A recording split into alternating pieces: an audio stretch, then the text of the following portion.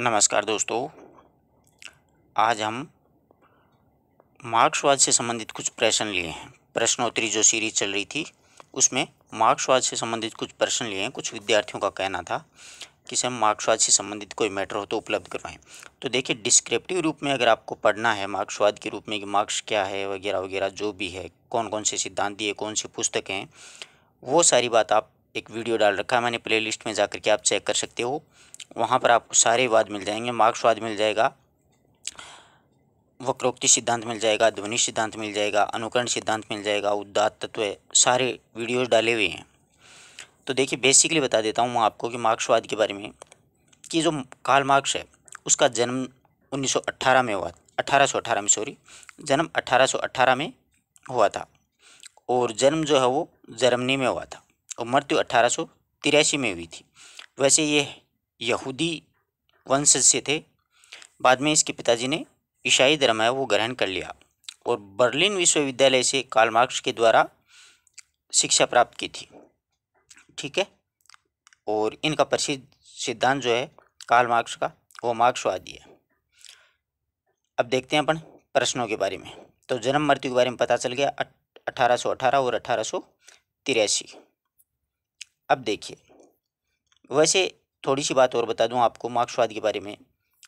देखिए, जो हिंदी साहित्य के अंतर्गत प्रगतिवाद चलता है वो मार्क्सवाद से काफ़ी प्रभावित है। राजनीति के क्षेत्र में जिस विचारधारा को साम्यवाद या फिर मार्क्सवाद कहा जाता है, साहित्य के क्षेत्र में उसे ही क्या कहा गया था, प्रगतिवाद कहा गया था। इन्होंने क्या किया था कि जो शोषक वर्ग है उसके प्रति घृणा प्रकट की और जो शोषित वर्ग है, मजदूर वर्ग है, दलित वर्ग है, उसके प्रति करुणा की भावना रखी थी। तो कई बार ऐसा प्रश्न भी पूछा जाता है कि प्रगतिवाद का आदि प्रवर्तक कौन है। अपन अधिकांशतः क्या कर देते हैं, प्रगतिवाद देख करके नागार्जुन कर देते हैं, परंतु ध्यान रखिएगा प्रगतिवाद का आदि प्रवर्तक कार्ल मार्क्स को ही माना जाता है। मार्क्सवाद से ही प्रभावित है, अपनी प्रगतिवादी विचारधारा है वो, इस बात का भी ध्यान रखिए। अब देखते हैं अपन दास कैपिटल। पहला प्रश्न है अपना, दास कैपिटल के रचनाकार कौन है। तो मार्क्स यानी कार्ल मार्क्स, जॉन डीवी, लॉन्जेंस या फिर प्लेटो। तो दास कैपिटल जो रचना है वो कार्ल मार्क्स की बहुत ही प्रसिद्ध रचना है। मित्रों ध्यान रखिएगा, दास कैपिटल जो रचना है इसमें कार्ल मार्क्स ने क्या बताया, बता दूं आपको थोड़ा सा। दास कैपिटल रचना में कार्ल मार्क्स ने मूल आर्थिक नियमों का विश्लेषण किया है। जो मूल आर्थिक जो नियम है उनका विश्लेषण किया है। और इस पुस्तक के प्रथम खंड में मार्क्स ने एवं बाकी के दो खंड हैं वो उनकी मृत्यु के बाद में जो एंजिल था उसने जोड़े थे। दास कैपिटल जो मूल रचना उसमें 3 खंड हैं।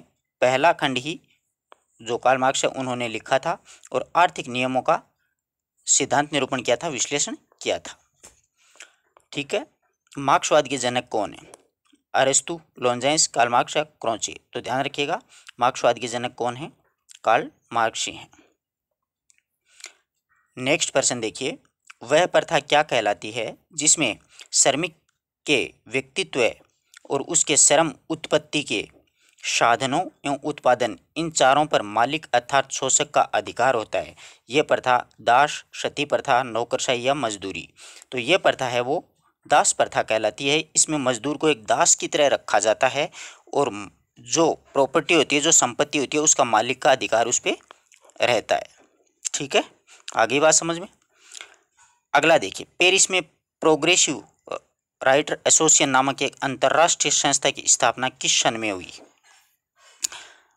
तो पेरिस में प्रोग्रेसिव राइटर एसोसिएशन की स्थापना 1944, 38, 36 या फिर 35। तो 35 में हुई थी मित्रों।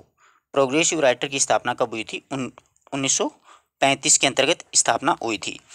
अपने प्रगतिशील लेखक संघ की स्थापना भी 1935 में लंदन में की थी सज्जाद जहीर और मुल्कराज आनंद के द्वारा।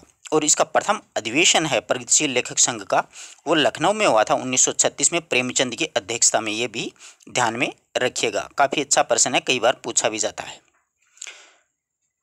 नेक्स्ट देखिए, निम्न में से मार्क्स का प्रवर्तक कौन माने जाते हैं। मार्क्सवाद का प्रवर्तक कौन माने जाते हैं। तो मार्क्सवाद के जो प्रवर्तक हैं वो कार्ल मार्क्स ही माने जाते हैं। मार्क्सवाद के आलोचक कौन माने जाते हैं?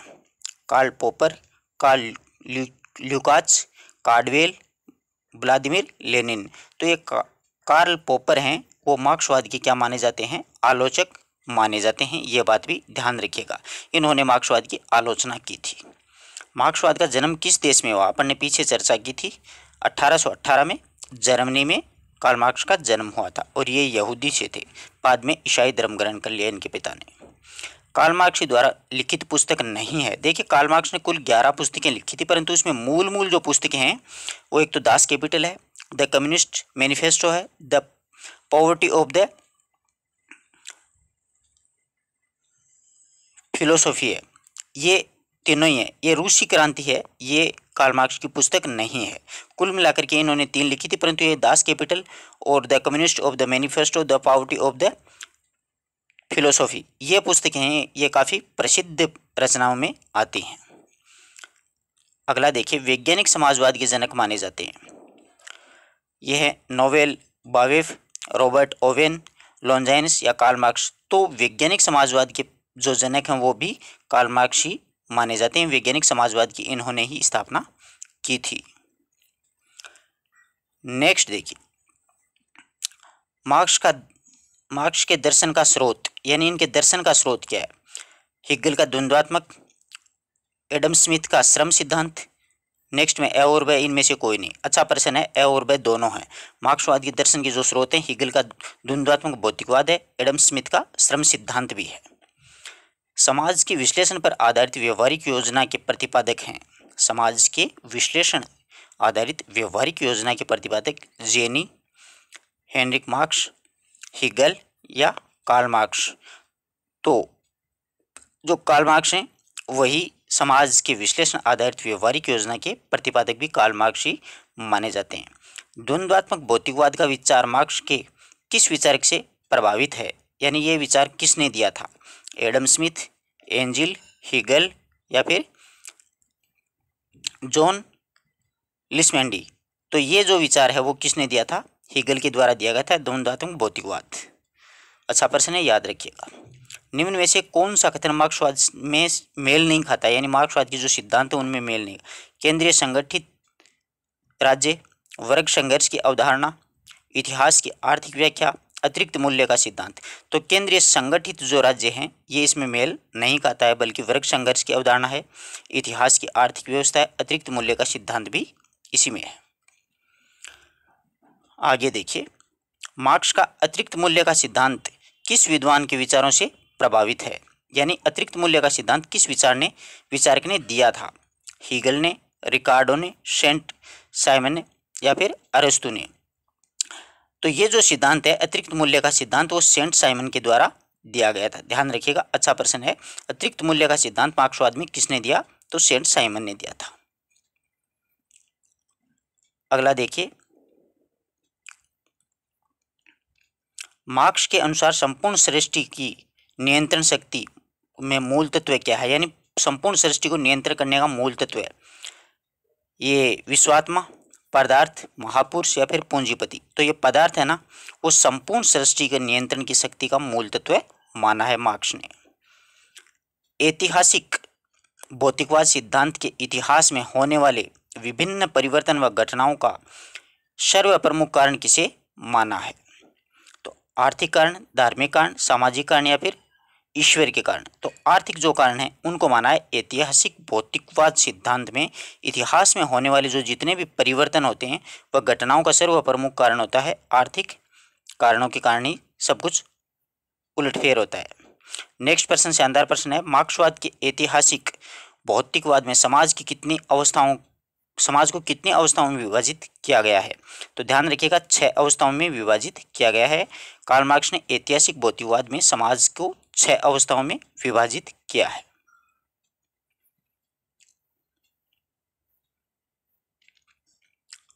मार्क्स ने अफीम की संज्ञा किसे दी है? कार्ल मार्क्स ने उन्होंने अफीम की संज्ञा लोकतंत्र को, धर्म को, राष्ट्रवाद को या पूंजीपति को?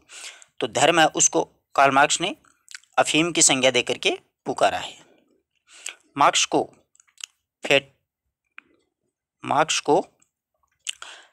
फेटम विकल्प की संज्ञा किस विचारक ने दी है? यानी जो मार्क्सवाद है उसको फेटम फेटम विकल्प कहकर के किसने पुकारा? कार्ल पॉपर, सरतोरी, बर्नस्टीन या फिर कोट्स्की? तो ये सरतोरी है, उन्होंने मार्क्सवाद को फेटम विकल्प की संज्ञा देकर के पुकारा है।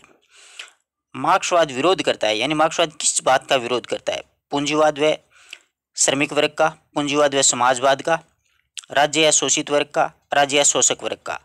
तो मार्क्सवाद जो है वो राज्य और शोषक वर्ग है उसका विरोध करता है। शोषितों के प्रति तो उनकी करुण की भावना रही थी। मजदूरों एक हो जाओ, इस प्रकार का एक नारा भी दिया था कि तुम्हारे पास खोने के लिए कुछ भी नहीं है, पाने के लिए पूरा संसार पड़ा है। ये कथन कार्ल मार्क्स का दिया हुआ है।